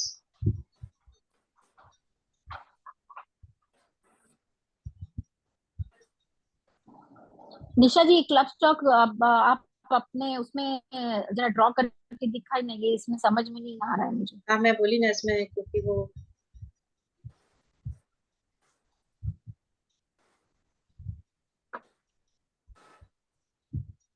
मैं किसी हैंडराइटिंग सैंपल में ना आपको मार्क करके ग्रुप में डालूंगी।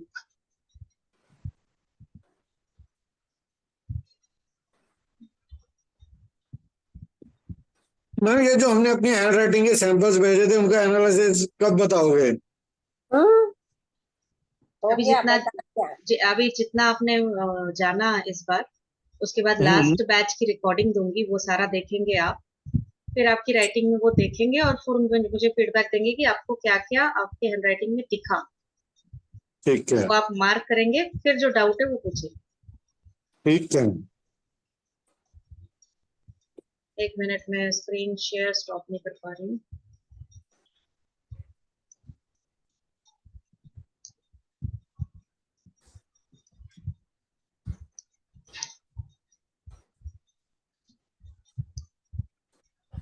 मैम और ये क्लब स्ट्रोक होने से क्या प्रॉब्लम आती है?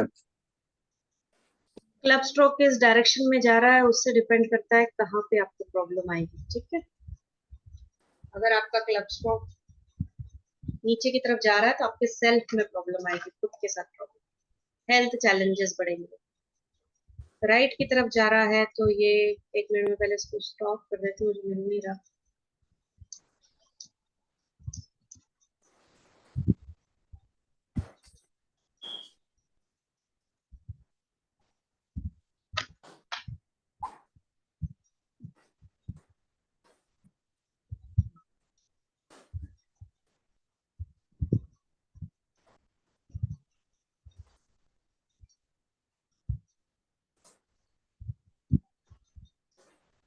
ठीक।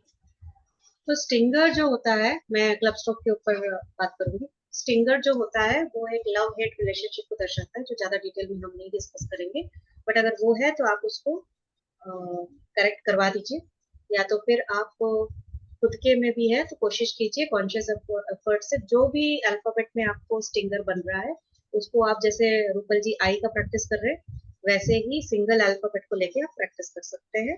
कॉन्शियसली देख सकते हैं कि ये हुक जो बन रहा है वो ना बने। किसी भी अल्फाबेट में है वो अच्छा नहीं होता, हर अलग अलग अल्फाबेट में मीनिंग अलग अलग होता है, जो डिस्कस नहीं करेंगे हम, इसका पार्ट नहीं। Next claw. क्लॉ का भी मैंने बता दिया, चीटिंग माइंडसेट होता है, चीटिंग का इंटेंशन हो जाता है। अब जो अल्फाबेट में जाता है उससे रिलेटेड चीटिंग, तो अल्फाबेट्स हम पढ़ ही नहीं रहे, इसीलिए वो भी नहीं एक्सप्लेन कर पाएंगे कि क्या करने से क्या चीटिंग, बट अगर आप देख रहे हैं क्लॉ है तो उसको हटा दीजिए। क्लब स्ट्रोक, हेल्थ चैलेंजेस आते हैं, और राइट की तरफ है तो राइट फ्यूचर होता है, लेफ्ट की तरफ है तो लेफ्ट पास्ट होता है, ऊपर की तरफ है तो ऊपर respect toward society and other religious things, और नीचे की तरफ होता है तो हम खुद सेल्फ। नीचे की तरफ अगर फ्लिकरिंग स्ट्रोक आ रहा है, क्लब स्ट्रोक आ रहा है, तो आपको खुद के साथ में आप हार्श रह सकते हैं। खुद के साथ माइंडसेट में हार्शनेस है तो खुद के बॉडी में या वीक कोई वीक पॉइंट, जैसे कि चैलेंजेस, हेल्थ चैलेंजेस हो सकते हैं। राइट की तरफ होगा तो आपका एग्रेशन बताता है ये क्लब स्ट्रोक, तो राइट मतलब towards future, towards unknown people. Past में नोन पीपल है, अननोन मतलब जो फ्यूचर में आ रहे हैं, जिनसे इंटरेक्शन हो रहा है, society, society in the sense जो फ्यूचर वाले, उनके साथ में आपका बात करने का अंदाज या उनके लिए आपका कम्युनिकेशन, उनके लिए आपका थॉट प्रोसेस, सब अगेन डिपेंड करता है कि क्लब स्ट्रोक कौन से डायरेक्शन में, डायरेक्शन के साथ साथ कौन सा प्लेसमेंट है उसका, प्लेसमेंट हम नहीं कर। राइट की तरफ ये है, लेफ्ट की तरफ होने से वो होता है लेफ्ट से शिकायत, है ना, anger, grudge towards left things, family से हो सकता है, पास्ट के एक्सपीरियंसेस से हो सकता है। तो ये सारे जो ग्रज है, जो एंगर है, जो हार्शनेस है, ये क्लब स्ट्रोक्स है, ये आपके हेल्थ, आपके मेंटल स्टेट, आपका कम्युनिकेशन, सब चीज को हैम्पर कर सकते हैं। आप सोचिए कि आपका किसी के लिए हार्शनेस है, तो आजकल हम फॉरगिवनेस इसलिए तो करते हैं, अगर कोई फॉरगिवनेस एवरीडे कर रहा है तो धीरे धीरे क्लब स्ट्रोक निकल जाएगा उसके अंदर से, लेकिन स्टिंगर नहीं निकलेगा। स्टिंगर के लिए स्पेसिफिक फॉरगिवनेस करना पड़ेगा उसी से जो अल्फाबेट में स्टिंगर, उससे रिलेटेड थिंग्स है या पर्सन से या जिससे भी है ना। तो अगर कोई होपोनोपोनो स्पेसिफिक वाला करता है मनी के साथ, रिलेशनशिप किसी पर्टिकुलर पर्सन के साथ में, और फिर ये सब है, तो आप स्टिंगर भी आसानी से रिमूव कर सकते हैं। आप होपोनोपोनो के साथ में अगर प्रैक्टिस कर रहे हैं स्टिंगर हटाने की, आसानी से हट जाता है, क्योंकि होपोनोपोनो ऐसा है जो सोल लेवल पे जाके रिलीज करता है सारे एंगर इश्यूज। क्लब स्ट्रोक, आप gratitude and forgiveness, gratitude and forgiveness, अगर कोई हैंडराइटिंग में प्रैक्टिस नहीं करना चाहता है, और इतना इजी नहीं होता ये हटाना, क्योंकि क्या होता है ना, ये जो प्रोग्रामिंग है उससे हम सबकॉन्शियस माइंड से ना कंट्रोल नहीं कर सकते, ये इनवॉलेंट्री एक्शन हो जाता है, हम चाह रहे हैं कंट्रोल करने, बट आदत हो गई है ऐसे लिखने की, और माइंडसेट में भी वो है, आप किसी के प्रति आपको ग्रज है पास्ट में लेके, तो आप पास्ट में जो मूवमेंट हो रहा है, कोई चीज जो जा रही है, जैसे जी का कर्व गया पास्ट में जाके अटक गया लेफ्ट साइड, उसमें क्लब स्ट्रोक आ गया, वो चीज हटेंगी नहीं जब तक आप फॉरगिव नहीं करेंगे और ग्रेटिट्यूड नहीं देंगे कि जो भी चीज लाइफ में आई, जो भी चीज हुआ, जो भी इंसिडेंट हुआ, इवेंट हुआ, वो सारा पार्ट ऑफ एक्सपीरियंस है, उससे लेसन लें और उसे फॉरगिव करें, और उसको भी ग्रेटिट्यूड दें कि अगर मतलब मैंने ही वो जब चीजें अट्रैक्ट की थी, या I am the creator of my own reality, तो जो भी कुछ हुआ, either to teach a lesson or learn a lesson, so gratitude. Thank you for being in my life, thank you for this experience, this now I release। ऐसे आप forgive and gratitude करते ही आपको धीरे धीरे ये नेगेटिव ट्रेट्स खत्म होते चले जाएंगे। खुद के साथ ग्रेटिट्यूड एंड फॉरगिवनेस करेंगे तो ये फ्लॉ भी निकल जाएगा। ठीक है, ये मूल मंत्र है। कोई हैंडराइटिंग प्रैक्टिस नहीं करना चाहता है, handwriting practice is a slow process, क्योंकि वहां पे माइंड के साथ में कॉन्फ्लिक्ट चल रहा होता है। आप कंटिन्यूअसली किसी के बारे में गलत सोच रहे हैं, उसके प्रति गुस्सा ग्रज रखे हुए हैं और हैंडराइटिंग प्रैक्टिस करेंगे, चैलेंज आपको ही आएगा। माइंडसेट में जैसे ही फॉरगिवनेस ग्रेटिट्यूड का भाव आ जाएगा, ये इजी हो जाएगा। अब आपको कॉन्शियसली पता है कि कहाँ से हम क्या देख रहे हैं, नेगेटिव ट्रेट्स क्या क्या है। बच्चे क्योंकि बहुत अभी उनको मोल्ड करना इजी है, उनका माइंडसेट अभी भी डेवलप हुआ नहीं। अगर ये जो ग्रज वगैरह है वो एनवायरनमेंट से आता है, अगर घर में उन्होंने किसी को देखा इस तरीके का ट्रीटमेंट करते हुए, जो मेंटालिटी ट्रांसफर हो रही है एनवायरनमेंट में जो चल रहा है, इजिली उनके अंदर भी आ जाता है। स्टिंगर तो बहुत जल्दी आ जाएगा, स्टिंगर बहुत जल्दी आ जाएगा, और धीरे धीरे करके क्लब स्ट्रोक भी आना चालू हो जाएगा। जब क्लब स्ट्रोक भी आना चालू हो जाएगा तो फिर उनके अंदर गुस्सा, डिप्रेशन, उनको नहीं पता है किससे रिलेटेड है, वो अंदर रह गया। और वो क्या सोचा, उन्होंने क्या चीजें परसीव की, मेच्योरिटी तो है नहीं, जो जैसा परसीव किया वैसा उनके माइंडसेट में रह गया, सबकॉन्शियस माइंड में रह गया। अब वो हैंडराइटिंग में आप चेक कर सकते हैं कि अगर ऐसा कुछ आ रहा है तो बच्चे ने कुछ परसीव ऐसा कर लिया जो कि नेगेटिव है, और उसको हम ये चीजों से थेरेपी से ट्रीट कर सकते हैं। ठीक है, तो नेगेटिव ट्रेट के साथ आज हम यहाँ पे लर्निंग का प्रोसेस क्लोज करेंगे, क्वेश्चन आंसर लेंगे। इसके बाद कल सिग्नेचर एंड ड्राइंग थोड़ा सा देखेंगे। बाकी का स्पेसिंग वगैरह शॉर्ट में मैंने बता दिया कि स्पेसिंग का भी इम्पैक्ट होता है, एक एक चीज का इम्पैक्ट है। मतलब आप ये सोचिए कि आपके हैंडराइटिंग में डॉट मिसिंग है या एक एक्स्ट्रा डॉट है, तो दोनों का मीनिंग है। तो जब डॉट का ही मीनिंग चेंज हो जाता है मिसिंग होने से या एक्स्ट्रा होने से, तो पूरा का पूरा ग्राफ कितने सारे हैं, अल्फाबेट्स को लेके, लाइन को, स्पेसिंग को लेके, स्लैंट हो गया, देन जोन्स बहुत ही इंपॉर्टेंट एंड बहुत ही वास्ट टॉपिक है, उसमें गहराई है। वो ऊपर ऊपर से समझाने से कोई फायदा नहीं है, उसको इन डेप्थ पढ़ना होता है जोन को, इन डेप्थ, और जोन से काफी कुछ निकल के आता है, तो काफी सारी क्लैरिटी होती है। तो आज के लिए इतना ही। कल सिग्नेचर और ये करेंगे, आप डाउट्स पूछिए। क्लब स्ट्रोक मैं भेज दूंगी ग्रुप में मार्क कर, क्लब स्ट्रोक कैसा होगा। ठीक है,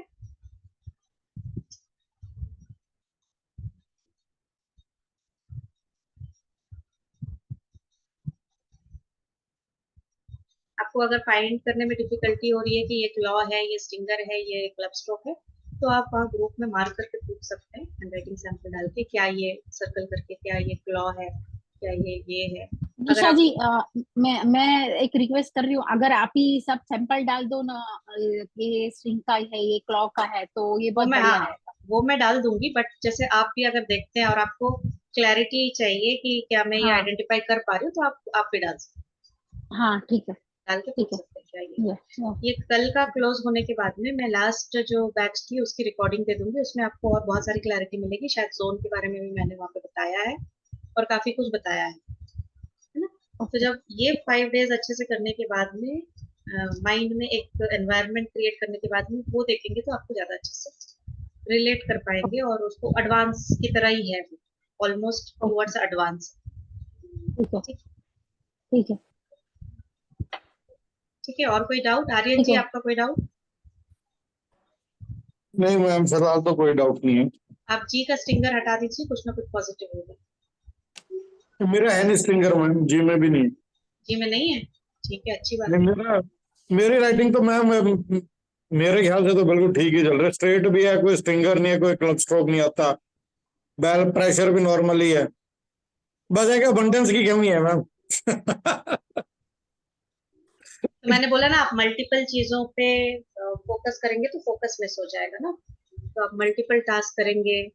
और एक क्या होता है ना कि आपको एक चीज लेके चलना होता है, तो आपके कुछ कुछ अल्फाबेट्स में क्या, आपको आइडियाज बहुत सारे हैं, आपको हेल्प करना है किसी को तो हेल्प करने के आइडियाज बहुत सारे हैं, तो इतने सारे आइडियाज रखेंगे तो वो इम्प्लीमेंट भी नहीं होगा। तो आइडियाज रखना और उसको एक्शन में लाना दो अलग चीज। आपको अगर प्लानिंग को लेके, कुछ बिजनेस को लेके या फिर कोई काम को लेके आइडियाज है, तो आइडियाज इतने सारे हैं ना, तो एग्जैजरेट हो जा रहा है, too much of anything is negative. आपने बड़ा जज किया मैम राइटिंग से ही। मैंने आपकी राइटिंग देखी ना, तो आप बोल रहे मेरे अंदर ये नेगेटिव नहीं है, ये नेगेटिव नहीं है, तो मैंने जो देखा, क्योंकि हर एक इंसान तो परफेक्ट है नहीं, है ना, बिल्कुल। तो ये चीजें हैं। फिर टाइम मैनेजमेंट के बारे में मैंने आपको बोला ही था। अच्छा मैम एक बात और पूछनी थी, आपको तो काफी नॉलेज है इन सब ऑकल्ट साइंस की। ये पीएलआर ठीक होता है मैम, ये रिजल्ट देता है क्या? हाँ, अवेयरनेस आती है ना, क्योंकि पास्ट लाइफ का आपको तो कॉन्शियसली कुछ याद नहीं है, और हम्म वहां पे आपने कर्मा क्रिएट करके यहाँ आए हैं। उस कर्मा हम्म, को बैलेंस करने के लिए या तो आपको यूनिवर्स उस तरफ खींचेगा, जो ठीक कि है। टाइम टाइम टेकिंग हो सकता है। और हम्म आप अगर कहते कि मेरे साथ ये चैलेंज क्यों आ रहा है, तो वो चैलेंज हम्म, अगर पास्ट लाइफ से आ रहा है, आप पीएलआर में उसको देख लेते हैं, तो कहीं ना कहीं आप आज सफर कर रहे हैं, तो लास्ट लाइफ में आपकी वजह से कोई और सफर किया होगा। बिल्कुल। तो I am the creator of my own reality, ये मेरे साथ क्यों हो रहा है, आपको कॉन्शियसली याद नहीं है, आपको सुपर सबकॉन्शियस को सब कुछ याद है। तो सुपर हम्म सबकॉन्शियस में जाने के लिए पास्ट लाइफ का पीएलआर, पास्ट लाइफ रिग्रेशन या आकाशिक रिकॉर्ड या इस तरीके की मोडालिटीज में आप जब चेक कर लेते हैं, या आपको अवेयरनेस हो जाती है, किसी एक्सपर्ट से चेक करा लेते हैं, तो अवेयरनेस हो जाती है, तो आपको पता चलता है हाँ भाई, एक बार अवेयरनेस आ जाती है तो आपको वो डायरेक्शन इजी हो जाता है कि अब मुझे या तो इसे ठीक करना है। दो चॉइस है आपके पास, या तो आप माने, या तो फिर आप ना माने तो ठीक नहीं कर पाएंगे, और माने एक्सेप्ट करें रियलिटी को, और फिर उसको आप एक चैनल बन जाता है, और वो चैनल आपको इस डायरेक्शन में लेके जाता है कि अब आप उस चीजों को ठीक करने में, अपना कर्मा को राइट करने में या बैलेंस करने में एफर्ट लगा सकते हैं। डायरेक्शन मिल जाता है तो स्पीड मिल जाता है, जब डायरेक्शन और स्पीड मिल जाता है तो ऑटोमेटिकली चीजें फिर बनने लग जाती है, या धीरे या फास्ट, बट एटलीस्ट पता तो होता है इस डायरेक्शन में जाना। ठीक और है। मैम पास्ट लाइफ रिग्रेशन का कितने टाइम का कोर्स रहता है? एक्चुअली मैं जो हीलिंग मोडालिटीज में डील करती हूँ, वो तो पास्ट लाइफ में हम्म, हम ऐसे ही लेके चले जाते हैं। कोर्स मतलब कोर्स तो मैं अभी रेडी नहीं हूँ, बट 1-to-1 जैसा मैं करती हूँ। तो उसमें आपका जो करंट जो चैलेंज होता है ना, उससे रिलेटेड कोई भी लाइफ में हो, वहां पे ओके, आपको हम ब्रेक करते हैं, वो इवेंट में हम आपको लेके जा सकते लेके जाते हैं। हैं। वो इवेंट को हम लेके जा सकते हैं, या वो इवेंट से रिलेटेड चीजों को या पर्सन को, भले वो लिविंग है या डेड है, उसकी एस्ट्रल बॉडी को बुला के आपसे एनर्जी एक्सचेंज करवा कनेक्ट सकते करके। हैं, कॉर्ड कटिंग करवा सकते हैं, उनसे जो भी रह गया है वो सब करा सकते हैं। अगर कोई लिविंग एंटिटी है तो ठीक है, कोई डेड है एंटिटी तो भी ठीक है, वो सारा करते हैं। अच्छा, वो डेड रिलीज करवाते हैं। डेड एनर्जी को भेजते हैं वापस डिवाइन में। और फिर अगर आपको खुद के साथ कॉन्फ्लिक्ट हो रहा है, तो आपके हायर सेल्फ को भी बुला के, आपके हायर सेल्फ से गाइडेंस आपको दिला के, दिलाते आपको हैं। क्लैरिटी मिसिंग है तो वो क्लैरिटी डिसीजन मेकिंग में तो इजी हो ये जाए। जो बोल रहे हो आप, ये कौन सा हीलिंग है जो आप जो बोल रहे हो? ये तो मेरा पूरा का पूरा मतलब 7-8 टाइप्स ऑफ मोडालिटीज है। डिपेंड करता है कि अगर क्लाइंट को कौन सा मोडालिटी फिट बैठेगा वो टाइम, है ना। जैसे हम्म, टैपिंग के बहुत सारे टेक्निक्स है, ईईटी ईएफटी, जिसको अनफीलिंग कहते हैं हम, वो अनफीलिंग करते हुए हम वो रूट कॉज तक जाते हैं। टाइमलाइन थेरेपी एक है, टाइमलाइन थेरेपी एनएलपी में होता है। टाइमलाइन थेरेपी हम नाम एनएलपी का है, बट टाइमलाइन थेरेपी की फर्स्ट टाइम वो इवेंट आपके साथ कब हुआ था जिसने आपको ये बिलीफ इंस्टॉल कर दिया, और ये आपको फीलिंग, जैसे आई एम नॉट वर्दी इनफ, तो ऐसा लाइफ में फर्स्ट इवेंट हुआ होगा जहाँ पे आपको ये लगा होगा, जब आपको नॉलेज भी नहीं होगा, हो सकता है बचपन का होगा, हो सकता है मदर के वूम्ब में हो सकता है होगा। तो वो फर्स्ट इवेंट में लेके जाना होता है, तो इनर चाइल्ड हीलिंग हो जाती है। इनर चाइल्ड हीलिंग होती है, तो फिर एक एक इनर चाइल्ड को हमको कंसोल करवा के उसके साथ में उसको फिर इंटीग्रेट करना होता है। अगर किसी पर्सन के साथ में कोई इंसिडेंट हुआ, जैसे टीचर, पेरेंट्स, और उसकी वजह से, जैसे पेरेंट्स ने बहुत डांटा कि तुम बहुत स्लो हो, मतलब वो बोलते गए तुम्हारे अंदर ये नेगेटिव है, ये नेगेटिव, तो फिर माइंड तो बच्चे का वही एब्जॉर्ब कर लिया। हमें फोन करके लेके जाऊंगा तो भाई माल ही लगू 3 बजे। डिमोटिव माइंड, होते रहे। हाँ, तो फिर वो आगे चल के लाइफ में एक नेगेटिव इवेंट होता है, और वही नेगेटिव इवेंट बार बार फिर वैसे ही आप सोचने लगते, वैसे ही इवेंट अट्रैक्ट होते चले जाते। फिर वो बराबर। जैसे जैसे वो इवेंट रिपीट होता है, जैसे एक बार आपने फील किया आई एम नॉट वर्दी इनफ, तो वो आई एम नॉट वर्दी इनफ आपको फिर से अट्रैक्ट होगा लाइफ में, तो जब नेक्स्ट टाइम राइट। होगा तो इंटेंसिटी बढ़ जाएगी। फिर थर्ड बराबर टाइम है। हो जाएगा तो इंटेंसिटी और बढ़ जाएगी। जब इंटेंसिटी काफी बढ़ जाएगी तो करंट स्टेज में आने के बाद में आपको पता चलेगा ये तो एक चैलेंज की तरह आया है, बट आपको नहीं पता कि ये चैलेंज क्यों आ रहा है, तो वो हम फर्स्ट इवेंट में लेके जाते हैं, तो ये टाइमलाइन थेरेपी हो जाता है। फिर उसके बाद में इनर चाइल्ड हीलिंग मैंने जैसे आपको बोल दिया। फिर पास्ट लाइफ का अगर जो है वो तो ऐसे ही बुला लेते हैं, अगर आकाशिक रिकॉर्ड करना है तो वो हम करते हैं आकाशिक रिकॉर्ड। और पीएलआर करना होता है तो ये पीएलआर का ही पार्ट है ना, रिग्रेशन। तो रिग्रेशन क्या होता है? रिग्रेशन मतलब उस चीज को हमें एड्रेस करके वो पूरा करना होता है, एक्नॉलेज करना होता है। ठीक है, एक्नॉलेज करने के बाद ही ये पूरा आगे बढ़ता है। ऐसे ही दूसरी चीजें होती है कि आपका कोई ये नहीं है, बट कोई एंटिटीज आ गए, तो एंटिटीज क्यों आ जाते हैं? कभी कोई टाइम पे आपने बहुत लो फील किया, को तो हमारा हमारा जो ऑरा है वो बहुत ज्यादा डिप्लीट हो जाता है, जो लेयर होता है ना वो डिप्लीट हो जाता है, तो नेगेटिव एनर्जी तभी एंटर होती है। अगर आप अपना ऑरा को स्ट्रांग रखेंगे तो नेगेटिव एनर्जी आने से भी इतना नुकसान नहीं होगा। बट जिसका बहुत ज्यादा नेगेटिव ऑरा हो गया है कोई भी, तो वो लो फीलिंग की वजह से नेगेटिव हो जाते हैं, लो फील कर रहे हैं, कुछ ऐसा सोच रहे हैं कि मेरे साथ ही ऐसा क्यों होता है, क्यों मुझे लोग ऐसे करते हैं, ये तो नेगेटिव फीलिंग ना। तो अगर आसपास एनवायरनमेंट में ऐसे कोई एंटिटीज हैं जो भटक रहे हैं विदाउट बॉडी, उनकी अगर फीलिंग सिमिलर होती है तो वो सेम फ्रीक्वेंसी से अट्रैक्ट हो जाते हैं। बराबर है। आप जो लो फील कर रहे हैं जो रीजन से कि I am not good enough, मेरे साथ हमेशा ऐसे ही होता है, लोग मुझे नहीं समझते, मुझे प्यार नहीं करते, तो जो एंटिटीज यहाँ वहां बिना बॉडी के घूम रहे हैं, जिनकी सेम टाइप ऑफ फीलिंग्स है, वो कनेक्ट हो जाता है। तो वो कनेक्ट हो जाते हैं आपके अंदर, तो वो फिर चैलेंज देना चालू करते हैं, फिजिकल बॉडी पेन देते हैं, इमोशनल टर्बुलेंस देते हैं। अंदर जाके फिर वो जैसा करते हैं, ऊपर रह के जैसा भी करते हैं, फिर वो थेरेपी में निकल के आते हैं, तो फिर उनको भी फिर वैसे ही उनको दिखाया जाता है, पास्ट लाइफ से आ जाते हैं। फिर एक केस ऐसा था कि लेडी के अंदर में ना 15 एंटिटीज ओ 15 एंटिटीज थे। तो 15 एंटिटीज कैसे आए थे? क्योंकि वो मदर के वोम्ब में थी तब पास्ट लाइफ की उसकी एक बहन थी जो डूब के मर गई थी। अच्छा, जो डूब के मर गई थी वो अपने साथ और लोगों को लेकर आ गई थी। अरे क्योंकि बाप रे। जब वो डूब रही थी तब उसकी जो भी इमोशंस और फीलिंग्स थे ना, उससे जो भी पहले डूबे हुए थे या आसपास के जो भी थे ना, सब अट्रैक्ट हो गए, करंट लाइफ में आ गए। तो पास्ट लाइफ में जाके मतलब उसकी सिस्टर का डेथ रजिस्टर कराया, उसको बताया, तो ये सारे थेरेपी 3-4 घंटे भी चलते हैं कभी कभी। तो मोडालिटीज बहुत सारे हैं, किसको क्या करने से बेनिफिट होगा। ये करंट एक चैलेंज को हम जो सॉल्व कर रहे हैं, उसको चैलेंज को सॉल्व करने के लिए हमें कौन सा राइट टूल अभी यूज करना है, राइट टेक्निक यूज करना है।